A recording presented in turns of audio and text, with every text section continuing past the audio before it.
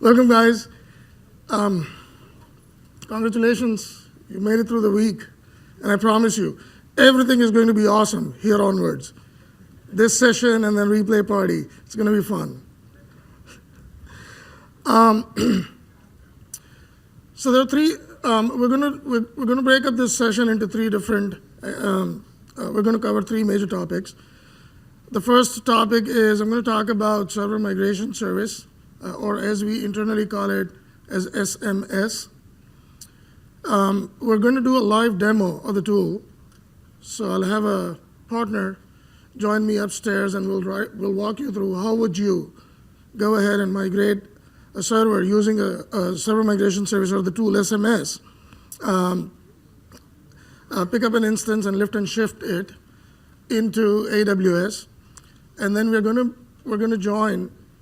be joined by one of our very important customer and a personal friend of mine, John, who will share his experience using the tool to actually do migrations. Okay, my name is Nirav. I'm a principal consultant with AWS Professional Services, which means I do this for a living, right? The reason I am doing this on behalf of the engineering team at AWS is some of us from professional services who are practitioners who work on the field with the customers. When we come across problems, we provide these feedback on your behalf to the engineering team. And so the product evolves based on all such feedback. So I am a customer for the engineering team equally as you are. I'm a user. Okay, and I'm very excited about what has happened with this tool, and therefore I'm here on the stage sharing that passion with you guys. Let's begin. As I said, we're going to break it up in three parts: PPT, followed by a demo, and then presentation again. Okay, we'll talk through what is the tool, what are the pros and cons, what's good, bad, ugly, if there is any, about the tool. We'll show you the tool, how it works, and then at that point we will invite John to share his experience using the tool itself. What we are not going to cover in this session, though, is any background about migration. Why should you migrate? Is there value in migrating? None of that. Okay, there were other sessions yesterday, or there were some sessions today that has covered those topics. We're assuming you're ready to migrate and you need an automated assistance to perform this migration. Okay, that's the assumption for the session. So let's begin with a quick understanding of why are you migrating, right? There are quite a few, there are a lot of reasons. Either you want to have cost optimization or cost efficiencies, or you're looking at enhanced performance availability, or you're just thinking of modernizing, more agility, doing globalization, or you are thinking of expanding your capacity or performance, whatever your reasons are. Cloud happens to be a solution, at least when it comes to migration. Okay? So a lot of customers think about migration from those perspectives. Here's a very quick, super high-level representation of how we, as in AWS resources, perform migrations. By no means this has any details.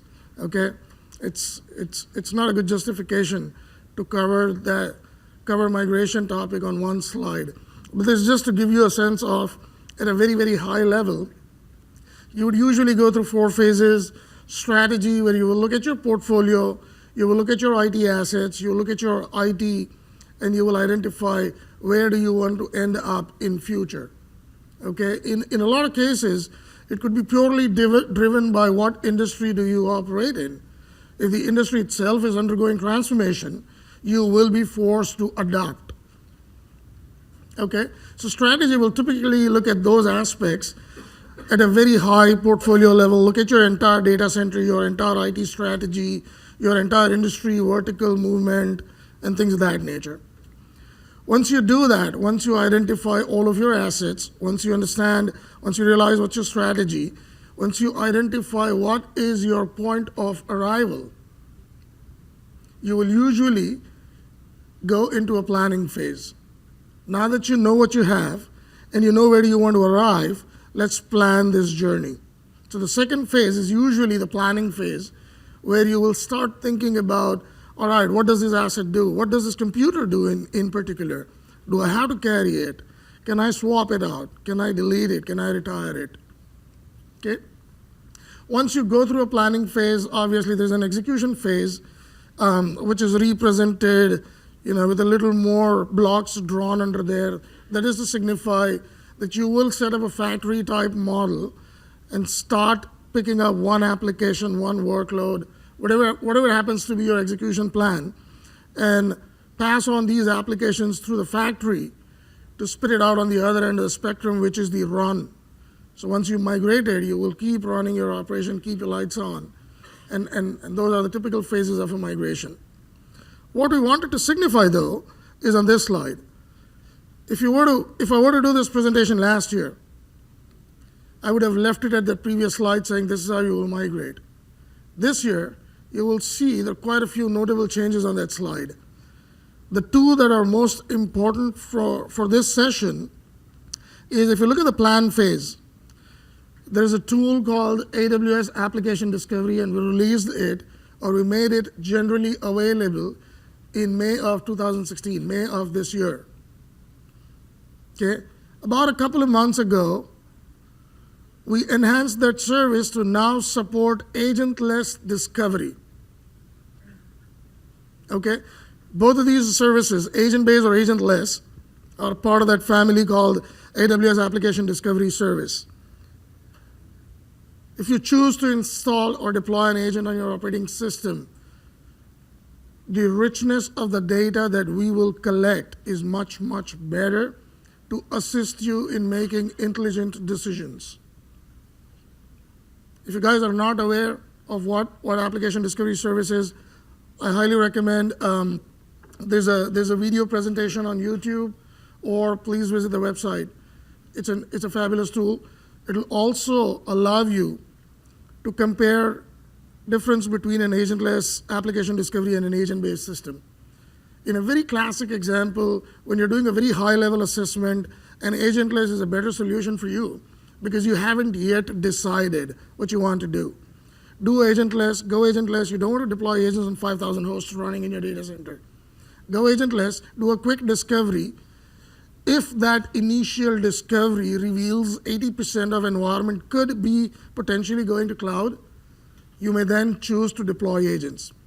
When you deploy agents, the agents will provide us much richer contextual information, such as who's talking to this machine, on what ports, coming from what IP addresses, how many ports do I talk to, and things of that nature. So you're not just performing a discovery of an IT asset as an individual component of a server. You're looking at that IT asset in the larger context of how does it play a role in an application group. Okay? Most of the migrations, and I want to say 99 percentile migrations, I spoke about it yesterday.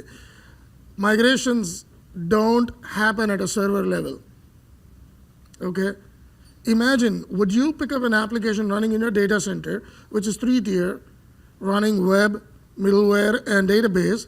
Will you move web today, and then you'll figure out, oh, okay, middleware tomorrow, and database the day after? No, right?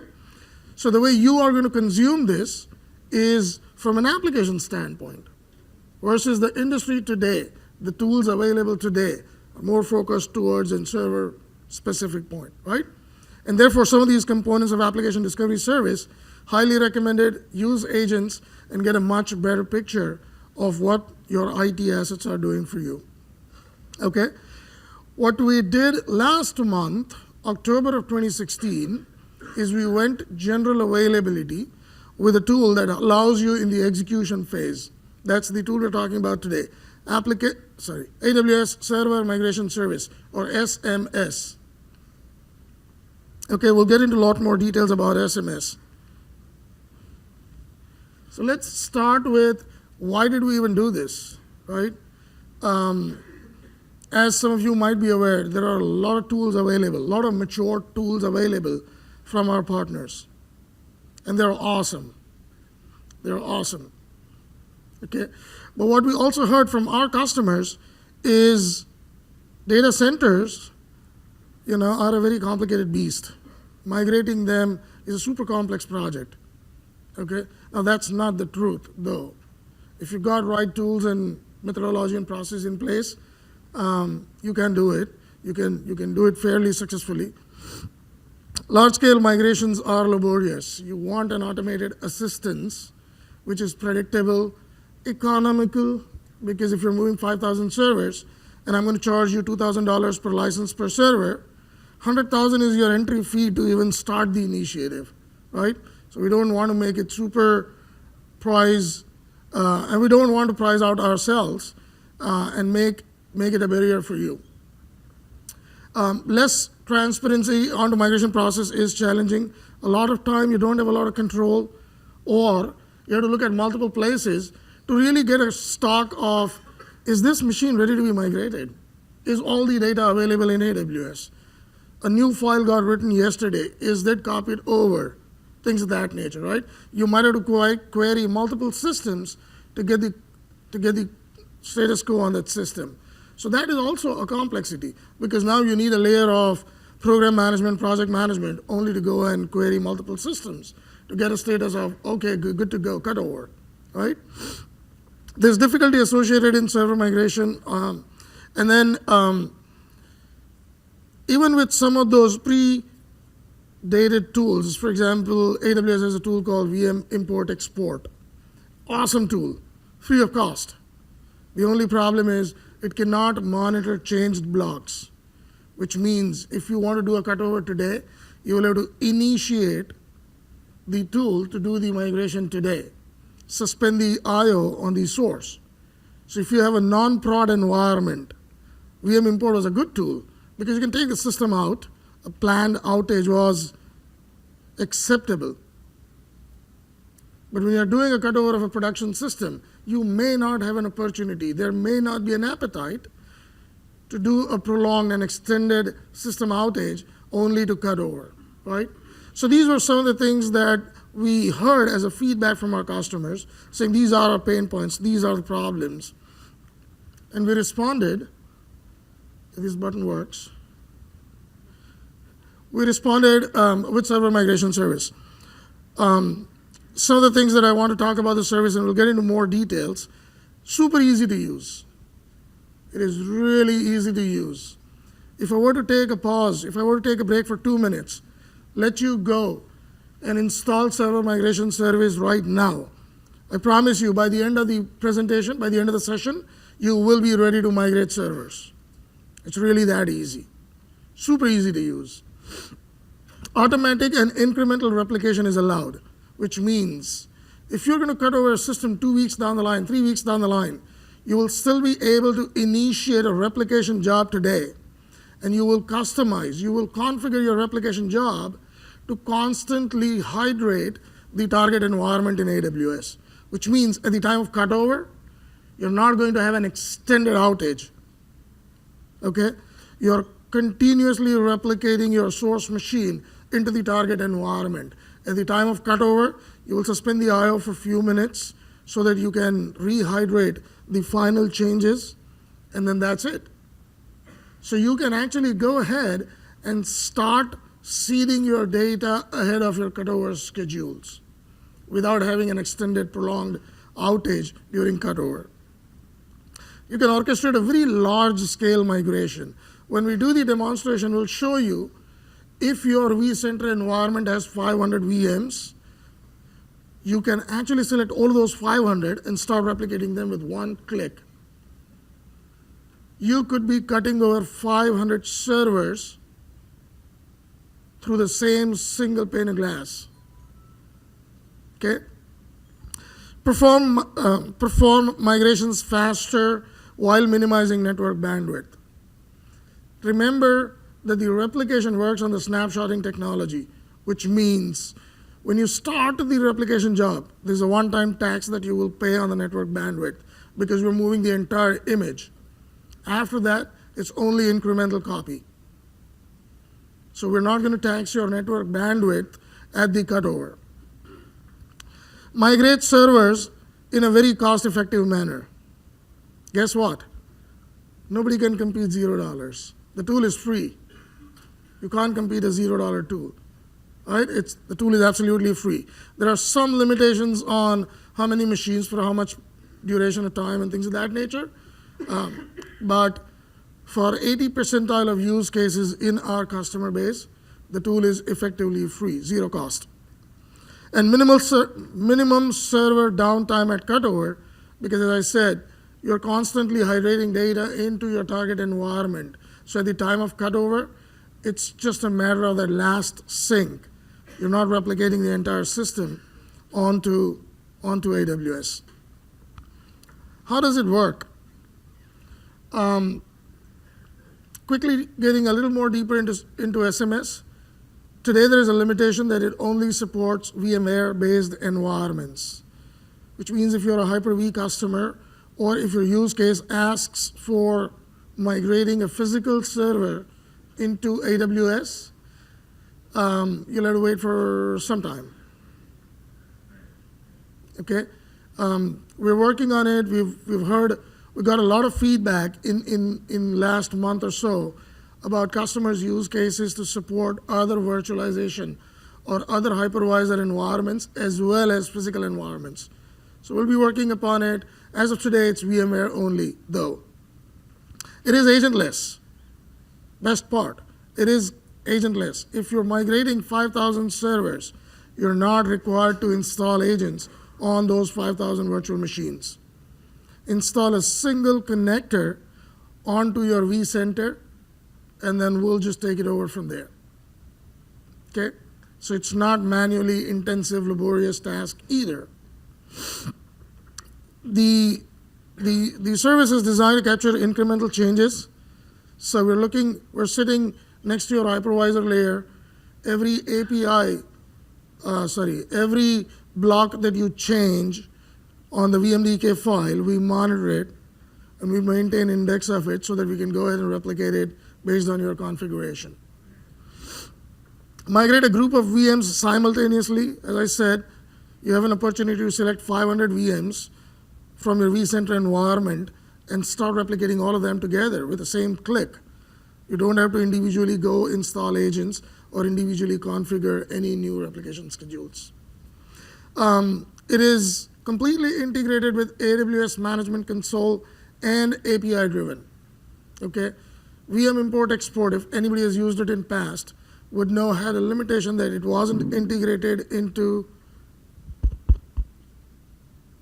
VM import export wasn't integrated with AWS Management Console, which means you will have to use APIs or CLIs for using VM import export to do migrations into AWS.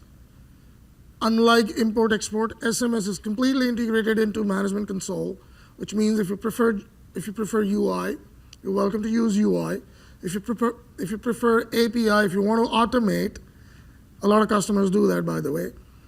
You put a tag with your system saying cutover date for this system is 30th of December, and then write a script which will call these APIs and cut over the system. You can actually do that. Okay? So it has both AWS Management Console and APIs. And it allows you to launch EC2 instances from an AMI.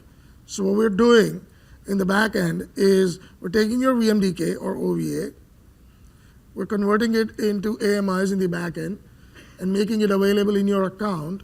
So if you were to do cutover today, you're free to do that. Okay?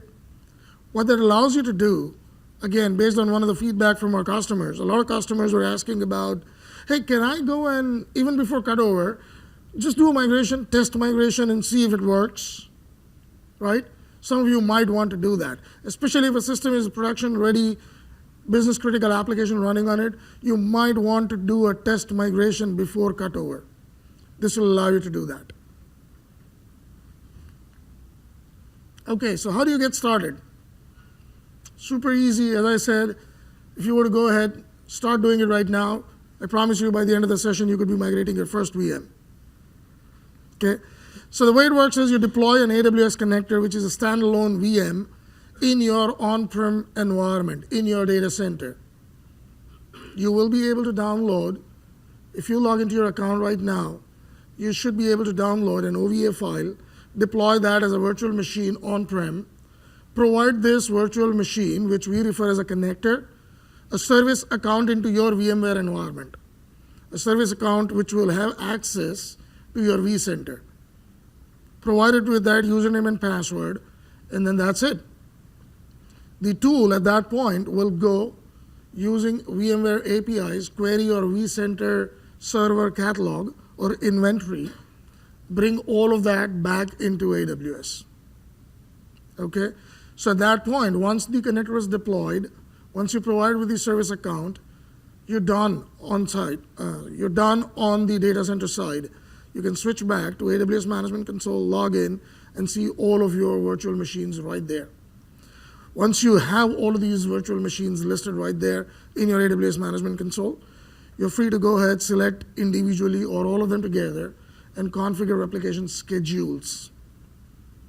Okay? You can have each VM follow a separate replication schedule, or you can have same replication schedule for all of your VMs. It's user configurable. Excuse me.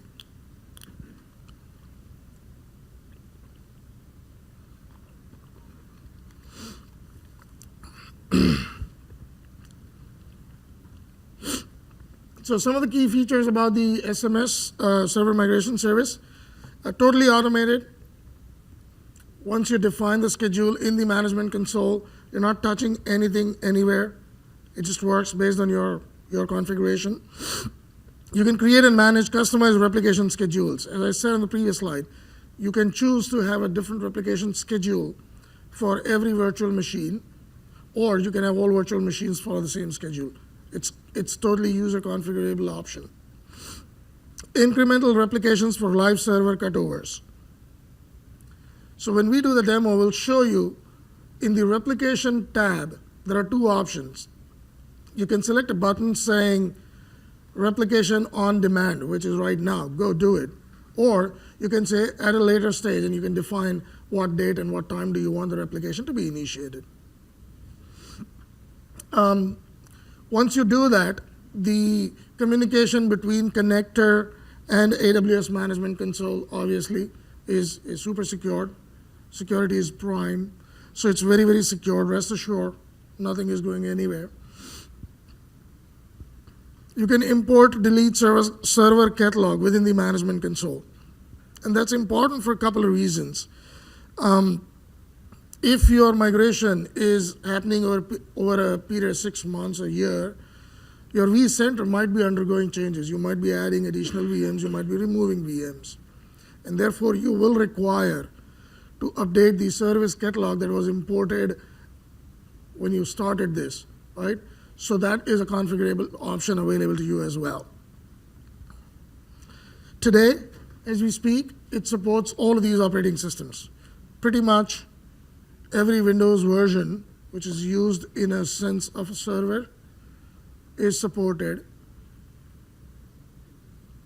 A very, very large catalog of Unix-based systems or Linux-based systems are supported. If your systems fall into any one of those, rest assured it's supported.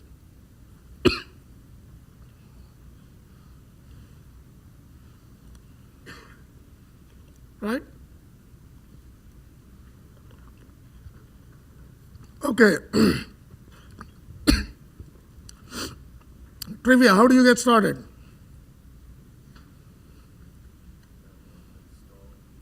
Download and install OVA.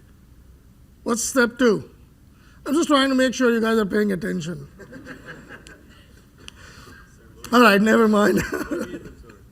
Never mind. What we'll do is, a picture is better than just talking, right? So we're going to do a demonstration. And this time, I'm serious, I'm going to be asking all these questions after the demonstration, guys.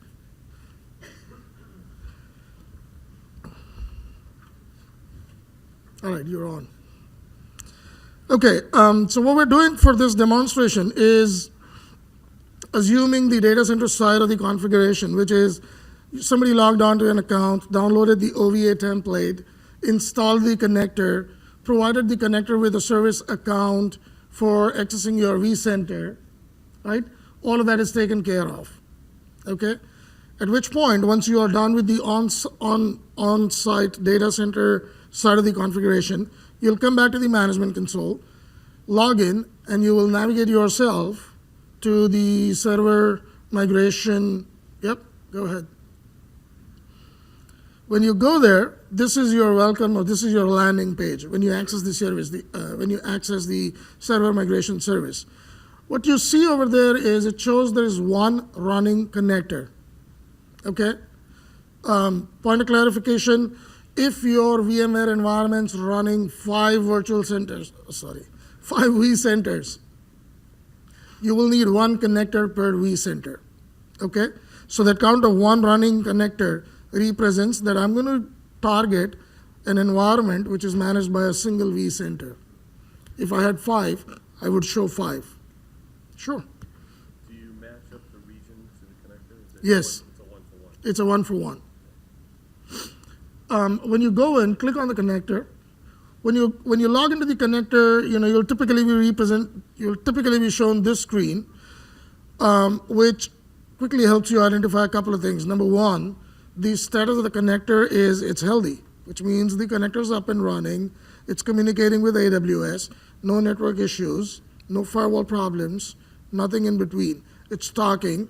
And then the other thing that you see is there's a connector IP address over there, which could also help you identify, am I targeting Boston data center versus San Francisco data center? Okay? All right. If in doubt, you obviously have direct access to a user guide, or you have an opportunity to disassociate this connector. Imagine a situation where you're done with migration. What are you going to do with this virtual machine running on-prem, right? So you'll go ahead and you can disassociate this from your account. For the first time, when you're doing this for the first time, what you'll do is you'll go and click on Import Server Catalog. And when you do that, you can navigate to the Server tab, Sukhwan. This is what comes back to you, okay? For the first time, when you hit on Import Server Catalog, this is what you will see. You will get in return all your virtual machines managed by that vCenter environment. If your vCenter environment happens to undergo a change, there's a button in there called Re-Import Server Catalog. So all the delta changes that happen to your vCenter environment could be recaptured by using that button or using that option. Okay, so once you get a list of all these servers, you'll see quite a few details in there. What you want to do is, Sukhwan, why don't you go ahead and select 1 server or 2. So he picked up 2 servers. You will collect, or you will check box as many servers as you want, by the way, 1, 2, or all, and then you'll hit that button called Create Replication Jobs. When you hit that button, this is the screen. One thing to note on the screen is, Sukhwan, can you list down that option? Right there. With every system, you're provided a choice of how do you want to manage license of this system when it's migrated into AWS. Okay? Your 3 choices are auto, AWS provided licenses, or bring your own licenses. If you leave the system in an auto mode, the default behavior is if it's a Windows machine, we will provide you licenses. If your source machine is a Linux machine, auto means, or auto would default to bring your own licenses. Okay? If you don't configure, if you don't explicitly specify an option on this page, Windows means we'll charge you for licenses because we'll provide you licenses, and Linux means you'll bring your own licenses. Okay, go ahead, click next. On the next page, you'll see a few options. So the first one is, when do you want to start replication? Do you want to start replicating this server right now, or do you want to start replicating it starting Monday onwards? Okay, once you select either one of those options, the second choice, just stay with immediate and go to the second one. Yep. So the second choice is what's the frequency at which you want to replicate this before a cutover happens.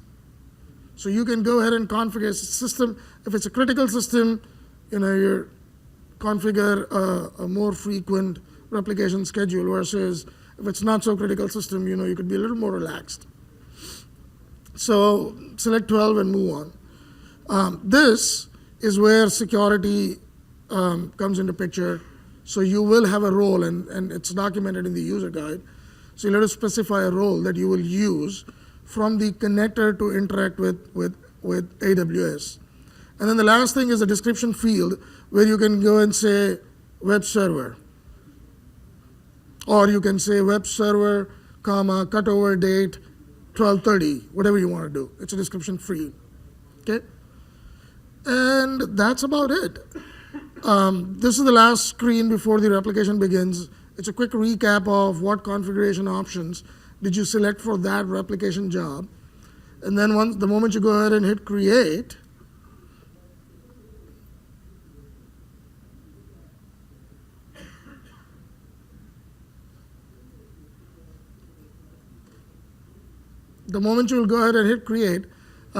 it will show up on this tab called Replication Jobs. Okay? Replication Jobs, something notable on Replication Jobs is there are two columns that you want to be aware about. One is the third column which says job. Oh wow, there are 4 screens.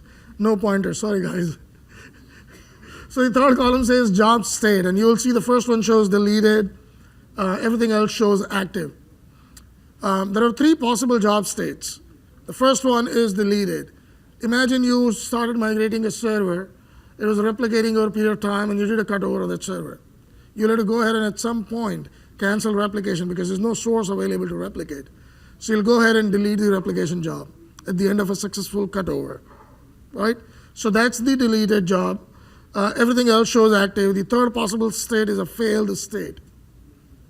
If a scheduled replication job failed for whatever reason, it will notify, or it will show up a status on this page, and it will provide you additional details on the cause of failure. Okay? The cause of the failure could be a network outage, a network problem, or it could be completely different, something else, right? But it will provide you details so that you can take those details and either work with your existing IT or work with AWS support to get your problem fixed. Okay? The second thing that you see is that 4th column which says latest AMI ID. Okay? So Sukhwan, rather than going through columns, why don't you select one of them and bring up the window? Okay. So we just selected one particular replication job so that we can retrieve more details about that job. What you see on the more detailed page is, Sukhwan, go up. You see a progress indicator, and there are 4 overall tasks that happens with a cutover. Right now, it shows the replication is scheduled. The second phase is it has started seeding data. The third phase is it started converting AMI, and what's really happening in the back end is we're removing unwanted drivers. For example, we don't want VMware tools on an EC2 instance. So we'll go ahead and update network drivers and things of that nature. And then the last stage is AMI creation. Okay, so the AMI will be made available to you in the 4th phase.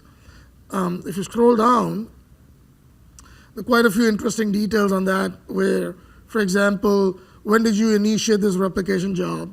What is this server? Is that replication job state active, deleted, suspended, whatever? And what was the license type that you chose to use? Okay, so go and scroll up and click on that run history. So in the same tab, in the same replication details page, what you also see is there's a tab called Run History. And what you also see in that history is all those replication jobs that were successfully executed.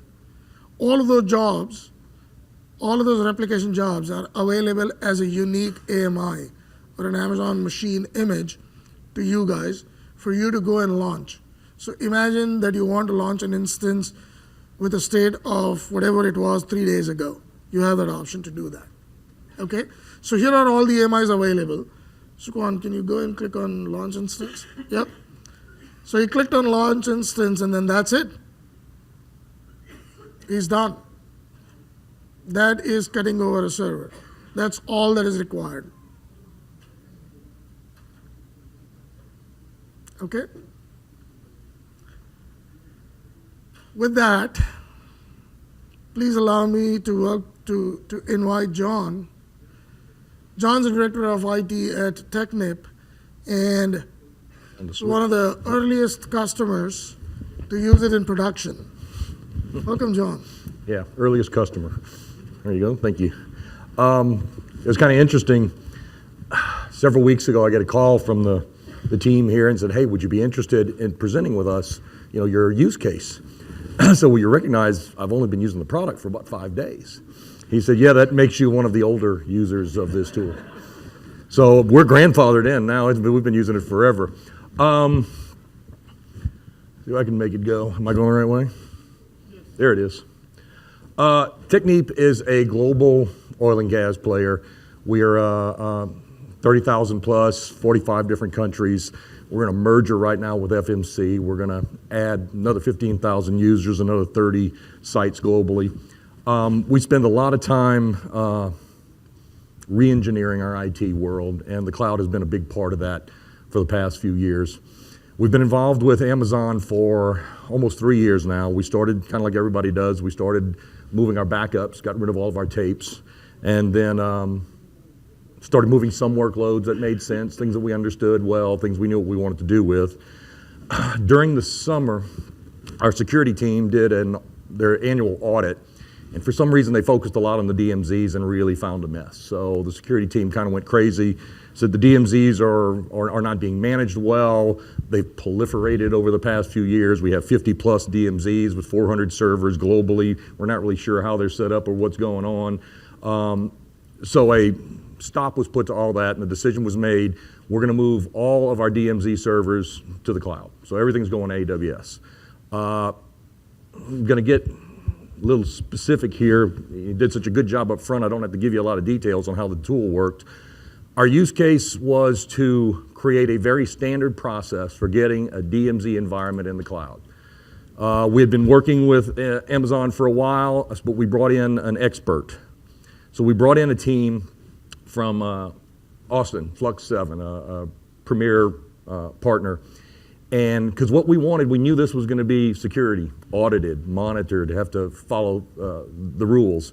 So we brought in a team that could document that and could represent that for us. So best practices, the newest tools, all this. I'm not going to spend a whole lot of time going through that because if you've been in AWS at all, it's very standard. We have templates, we have scripts. In 30 minutes, I give this thing some IPs. It turns up what we consider a strong DMZ, subnetted out, multiple availability zones, security's in place, connectivity's online. Everything we want is there, but that's the easy stuff. There's a bunch of sessions around here talking about that. Once that's created, they're empty. We have all of our workloads we now want to bring across. We've been doing this for a little while. We knew some of our servers would need to be scratch built just because of what they are. And you write those, but there's a small number. Of the 400, I got 20 that are going to need to be done from scratch. So we're looking at AWS export, but because we wanted to do this from a centralized team, we wanted to set a team up of really only 3 or 4 people who are going to execute this for everyone globally. So the third-party tools got really interesting because they gave us a very, very consistent mechanism for doing what you just watched this tool do for free. So when this became available in October, the next day, and I can't say enough how accurate what he says, how this thing. We sat down in a conference room with a computer. We had no idea. We'd done a little bit of reading. Within an hour, we had migrated two SES servers over, and they were running. I mean, they came up. We have an AWS VPC that's an extension of our data center. So the IP schemes, all the pathing. When they came up in there, they were joined to the domain, and they logged in. So needless to say, we were impressed. We grabbed 10 more servers that represented the workloads we were likely to be looking at in the cloud. I mean, in the DMZs. And on a Friday, we fired them up, and coming on Monday, we're going to take a look. We had 8 out of 10 made it, 2 had failed. I'll get into the failures in a second. But that's 80%.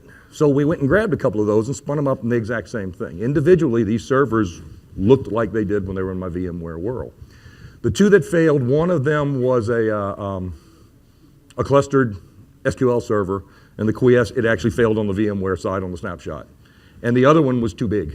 We didn't look at what we grabbed. We grabbed the 2 terabyte, and you need to do those a different way. So there's a way around that, but the 2 that failed were not because of the process. The process worked fine. So what we got out of this was we suddenly knew it all worked. So what's been happening for the past week, and I mean this is in flight. What's been happening for the past week is we rolled an entire SharePoint form, built the database out there, did all that, and the reports I'm hearing from the team this week is everything's working fine. The only thing we had to do when it was spun up was, because we're doing it in a sandbox, the IPs are different, they had to go back into the SharePoint and they had to repoint a few things to get everything lined up. But once they did that, stuff came in and we didn't have any problems at all. So the state of what we're calling the DMZ project today, we're going to move 400 to 500 servers, and there's a variable in there because as we actually look and tell people, hey, we're going to move your DMZ, take a real good look and tell us what you need to move, they find half their servers they don't use anymore, so we turn stuff off, and that's what happened in the US. We had a lot of stuff we cleaned up. We're going to develop that specialized team. We already have it. There'll be probably 2 folks in Houston and 1 in the UK that will be able to execute this across the globe. I mean, the way the connectors hook up, and you can build your own VPCs, and you get all this stuff set up. We can have guys sitting in the UK can connect to 3 or 4 different data centers with connectors, and funnel them all into one environment. Now, in that case, what we do is we definitely set that up. So we set the replication going. Once we got a couple of good replications in, we set up a sandbox with some systems, because now the platform guys from that region have to get in and figure out what did we just change. We just pulled things from different areas. But from my point of view, the expertise required to do the move is centralized in 3 folks. This is just application problem after that. It's no different than if I was picking up and moving them to a colo. So from my app team's knowledge base, they don't need to know any of the things that we've learned. Now, the fact that it only took us 15 minutes to figure it out, but again, rights, control, management, that's one of the things in our governance model we try to keep centralized, and where it can, especially on stuff like this, where not being in compliance in some issues can be a contractual deficiency. So we really can't go there. The sandbox setup, the phased rollout, you end up in the bigger DMZs. Our office in Paris may have 300 of these servers are sitting there. They're not going to be able to migrate the whole thing in one lump. It's going to be a hybrid environment. You're not going to have app teams. They're not going to be available when you need them. So it's going to spend time moving this thing across. But like I said, not only can we do regional phases, within a region you can just isolate a group of servers and move them. So the flexibility and the speed that things move is very, very comforting to have. At the end there, I wanted to put something. You know, for me, ROI and savings on an internal job like this is just man loading. It's how many people, for how long am I going to burden with this task? What we've seen, and I can't say we had moved with the traditional methods, that we had moved hundreds of servers before, because we hadn't. But we had moved a bunch, and we knew exactly what he was saying. It's manual, and it's a one-on-one relationship with the event and the operator that's doing it. The difference here is you really can. I mean, we set up 10 servers as an afterthought at the end of a day on a Friday. Just clicked them, set them, and walked away. You don't configure the yes. 3 buckets, there's nothing to configure. All that happens against your account in the background. We walked in on Monday and they were sitting there. All we had to do was look at the errors. So again, 80% success, 20% failed. We knew why when we looked. And the single GUI, I mean, we got a bunch of scripters. We like the command line stuff. I mean, you don't need any of it to be successful with this. Results, kind of standard by today's, expectations.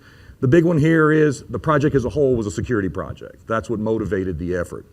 However, what we really got out of it, it's the 2 on the right side, the self-service IT. We're envisioning suddenly an opportunity to help folks migrate systems, and we're really interested in the evolution of this product that's coming. different types of systems, physical systems potentially, other things that could happen.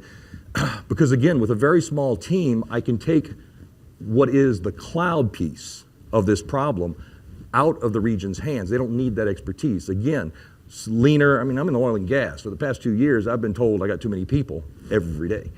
So to be able to do more with less is a big deal. So I can now put a small group of folks with the expertise, and suddenly the self-service component takes on a different meaning for me. I can move things and turn it over to the app team, and they solve it. It's just in a different data center from their point of view.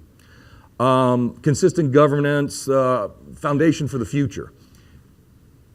These workloads were identified and a global project created for a common purpose security. So it was a great test bed. This was really our first global effort. And I'm saying is. We're in the very early stages. But it represents how we're going to do this moving forward. I mean, suddenly, migration of systems isn't a roadblock to moving things to the cloud. You can now do this relatively easy from a small group and not have to push the project button, big money every time you fire something up. And I put the ROI on here for the project. The ROI is manpower. From my point of view, I will need significantly less people for the only thing we'll be handling are the anomalies. So I'm figuring at least 50% of the servers will make it. If I'm lucky, I'll hit my 80%. At that point, I've saved a tremendous amount of time. ROI from the SMS, it's free. We looked at a lot of high dollar tools that did really cool stuff that was going to help a lot. But everything I need seems to be in this tool. So we were looking at some other products, and all that's on hold right now because I really don't see the need. And again, your point is valid. Some folks, those extra features are going to be valid. You're going to need potentially you need to know what those other tools do and compare it back out. But for the concept of lift and shift, this thing can't be beat. That's about it. Like I said, following him, it's as easy as he says it is. I mean, I can't make it any simpler. We're waiting to see the explosions. I'd like to be up here telling you I've moved 200. We haven't, but talk to me in February. Thank you, John. Thank you for sharing that, John. Oh, no problem. All right, I've got 11 minutes on clock, and I saved best for the last. All right. So this is the State of Union today. Okay. If you are embarking upon a migration journey, there are quite a few tools available in the AWS portfolio to assist you with your migration journey, right from planning to performing an actual migration or only moving data or data transfer to post-migration validation. And beyond all of that, there's Marketplace. If your use case is not met by any of the existing available AWS tools, you're welcome to go to Marketplace, find a suitable partner tool, and use those services. Okay? A lot of these partners also offer a super economical option for performing migrations. Okay? So, quite a few options. Carefully review them and use whatever best suited for your use case. But what we spoke so far, or at the beginning of the session, is we're working on a concept like this. Okay? What's really happening is our customers are giving us a feedback that all the existing tools, whether AWS or partner provided, are very server-centric. You look at a server, you think about a VMD key, you think about converting a VMDK to an AMI. It's a server-centric approach. Okay? None of you in the room are going to consume or perform migrations based on a server-centric approach.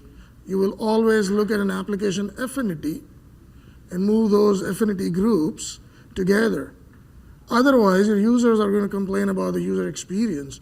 And though you might have successfully lit up the system on the other side, your users are not going to accept it. Right? Your project will turn out to be a failure. And therefore, most customers, most migration projects are always based on that affinity definitions. And therefore, we're working on this thing where we're changing our approach from a server-based to an application-based or a portfolio-based approach. Okay?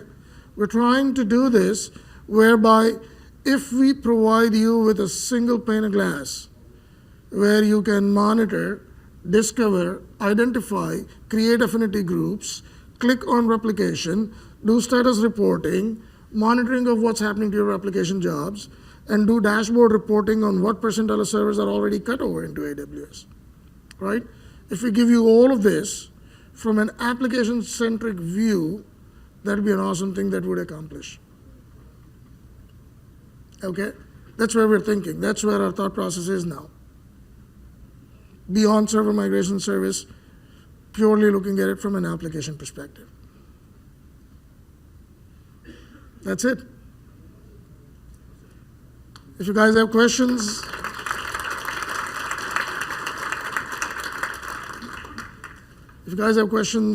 we'll be still here. If not, please remember to do evaluations. Thank you.